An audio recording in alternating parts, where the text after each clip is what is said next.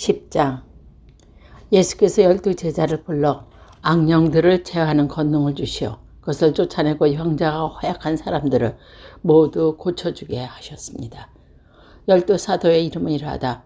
베드로라고 하는 시몬과 그의 도성 안드레아를 비롯하여 세베대의 아들 야고보와 요한 형제, 빌립보와 바돌레메, 도마와 세리였던 마테오, 알페오 아들 야고보와 다데오, 가나안 사람 시몬, 그리고 예수를 팔아넘긴 가롯 유다였다. 예수께서 이 12제자를 파견하시면서 이렇게 분부하셨다. 이방인들이 사는 곳으로 가지 말고 사마리아 사람들이 있는 도시로 들어가라. 들어가지 말라. 다만 이스라엘 백성의 길 잃은 양을 찾아가라. 가서 하늘나라가 다가왔다고 선포해라. 앓는 사람은 고쳐주고 죽은 사람은 살려주어라. 나병한 자는 깨끗이 낫게 해주고 마귀는 쫓아내라. 너희가 거저받았으니 거저줘라. 천대에 금이나 은이나 동전을 넣어 가지고 다니지 말며 식랑, 자루이나 여보옷이나 신이나 지갑도 가지고 다니지 말라. 이라는 사람은 자기 먹을 것을 얻을 자격이 있다. 어떤 도시나 마을에 들어가서든지 먼저 그 고장에 마땅한 사람을 찾아내어 거기에서 떠날 때까지 그 집에 머물러 있어라. 그 집에 들어갈 때는 평안을 빕니다 하고 인사해라. 그 집에 평안을 누리만 하면 너희가 비는 평화가 그 집에 들 것이요 그렇지 못하면 그 평화가 너에게 되돌아올 것이다. 어디서든지 너희를 받아들이지 않고 말로 듣지 않거든 그 집이나 그 도시를 떠날 때 바다에 묻은 먼지를 터져버려라. 나는 분명히 말한다. 심판날에 오면 소돔과 고모라 땅이 오히려 그 도시보다 가벼운 벌을 받을 것이다. 이제 내가 너희를 보는 것은 마치 양을 이리떼 가운데 보내는 것과 같다. 그러므로 너희는 뱀같이 슬기롭고 비둘기같이 양순해야 한다. 너희를 법정에 넘겨주고 회당에서 매질한 사람이 있을 터인데 그들을 조심하라. 또 너희는 나 때문에 총독과 왕들에게 끌려가 재판을 받으며 그들과 이방인들 앞에서 나를 증언하게 될 것이다. 그러나 잡혀갈 때에 무슨 어떤 말을 하든지 미리 걱정하지 마라. 때가 오면 너희가 해야 할 말을 일러줄 것이다. 말하는 이는 너희가 아니라 너희 안에 말씀하시는 아버지의 성령이시다.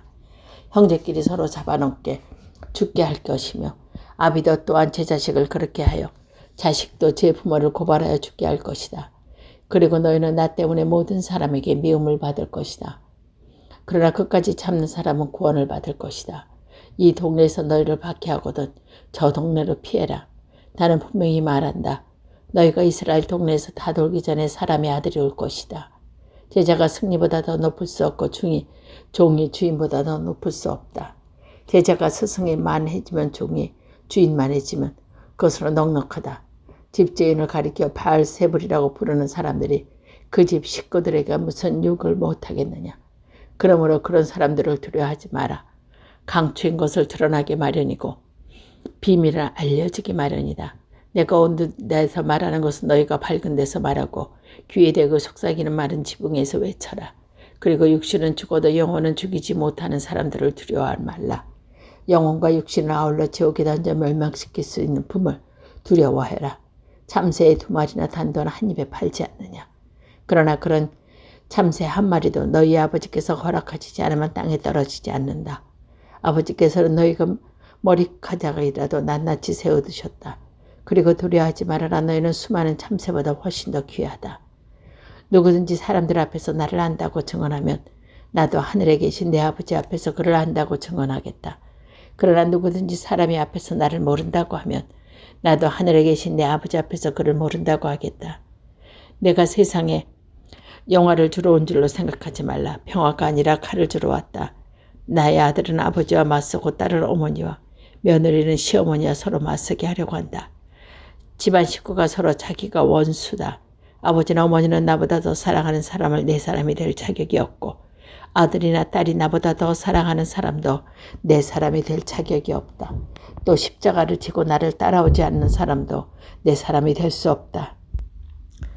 자기 목숨을 얻으려는 사람을 잃을 것이며 나를 위하여 자기 목숨을 잃는 사람을 얻을 것이다. 너희를 맞아들이는 사람은 나를 맞아들이는 사람이며 나를 맞아들이는 사람은 나를 보내신 분을 맞아들이는 사람이다. 예언자를 예언자로 맞아들이는 사람은 예언자가 받을 상을 받을 것이며 옳은 사람은 옳은 사람으로 맞아들이는 사람은 옳은 사람이 받을 상으로 받을 것이다.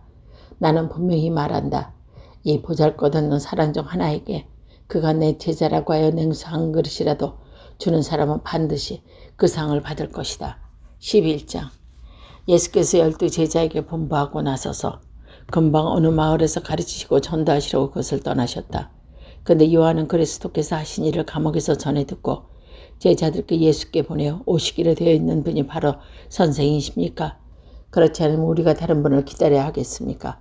하고 묻게 하였다. 예수께서는 그들에게 이렇게 대답했다. 너희가 듣고 본 대로 요한에게 가서 일러라. 소경이 보고 절름발이가 제대로 걸으며 나병 환자가 깨끗해지고 귀머리가 들으며 죽은 사람이 살아나고 가난한 사람에게 복음이 전하여진다. 나에게 의심을 품지 않는 사람은 행복하다.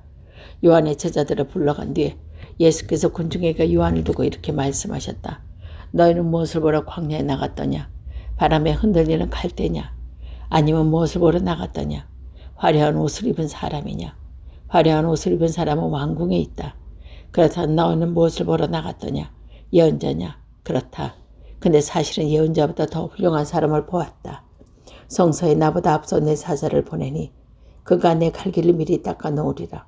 하신 말씀은 바로 이 사람을 가리킨 것이다. 나는 분명 말한다. 일찍이 여자의 몸에서 태어난 사람 중에 세례자 요한보다 더 큰 인물은 없었다. 그러나 하늘나라에서 가장 작은 자라도 이 사람보다 크다. 세례자 요한 때부터 지금까지 하늘나라는 폭행을 당해왔다. 그리고 폭행을 쓰는 사람이 하늘나라를 빼앗으라고 한다. 그런데 모든 예언서와 율법이 예언하는 일은 요한에게서 끝났다.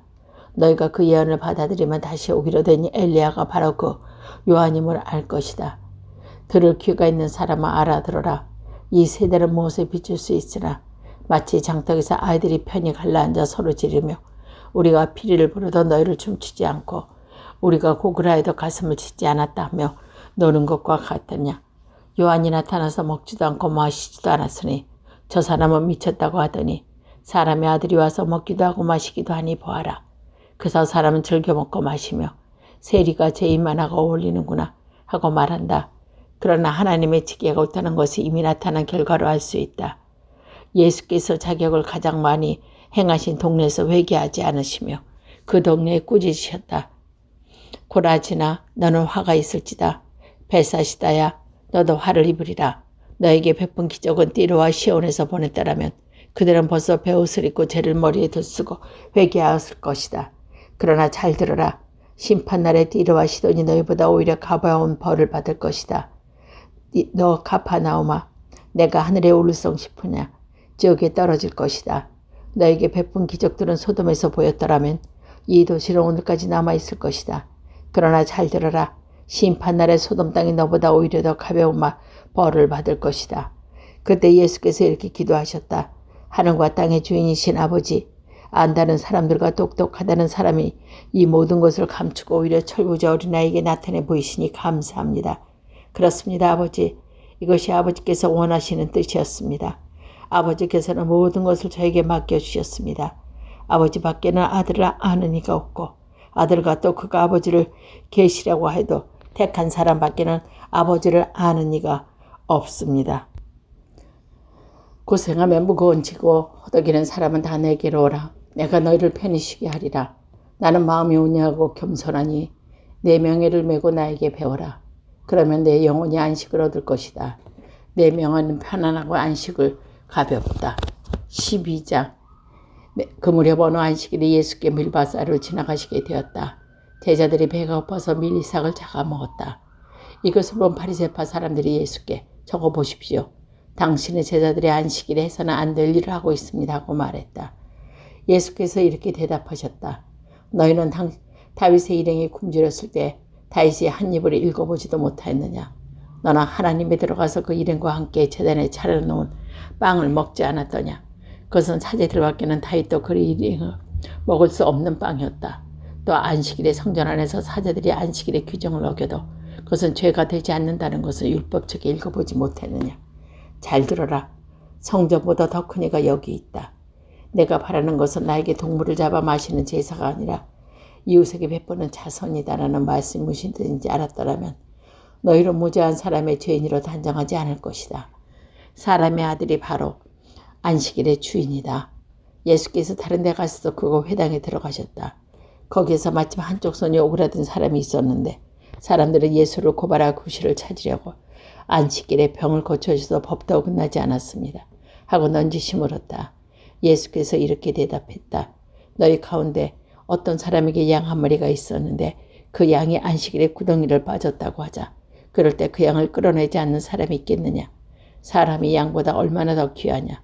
그러므로 안식일에도 착한 일을 하는 것은 벌을 어긋나지 않는다. 그러고 나서 그 불구자에게 손을 펴라 하고 말씀하셨다. 그가 손을 펴자 다른 손과까지 선해졌다. 그러나 바리사의 사람들이 물러가서 어떻게 예수를 없앨까 하고 모였다. 예수께서는 이 일을 알아채시고 거기를 떠나 그리고 또 많은 사람들이 뒤따라왔으므로 예수께서는 모든 병자를 고쳐주시고 당신을 남에게 알리지 말라고 신신당부했다.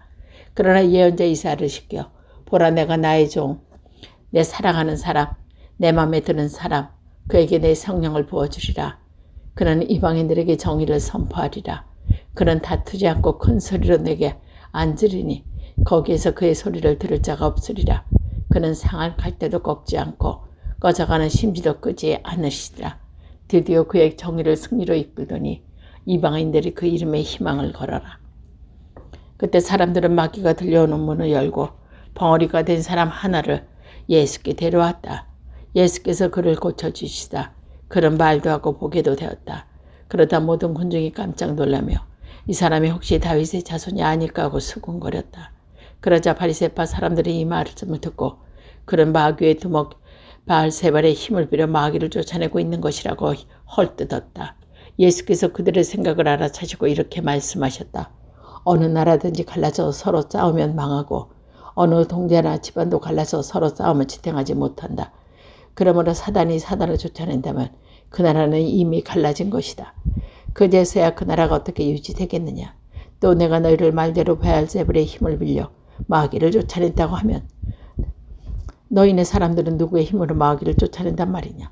그러니 바로 그 사람이 너희의 말이 그르다는 것을 지적한 것이다. 그러나 나는 하나님께서 보내신 성령의 힘으로 마귀를 쫓아내고 그러니 하나님의 나라는 이미 너희에게 와 있는 것이다. 또 누가 힘센 사람과 집에 들어가서 그 세간을 빼앗아가려면 먼저 그 힘센 사람을 묶어놔야 하지 않겠느냐.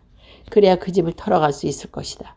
내 편에 서지 않는 사람은 나를 반대하는 사람이며 나와 함께 모여들지 않는 사람은 나를 해치는 사람이다. 그러므로 잘 들어라. 사람들이 어떤 죄를 짓거나 짓지 못하는 말을 하더라도 그것은 다 용서받을 수 있다.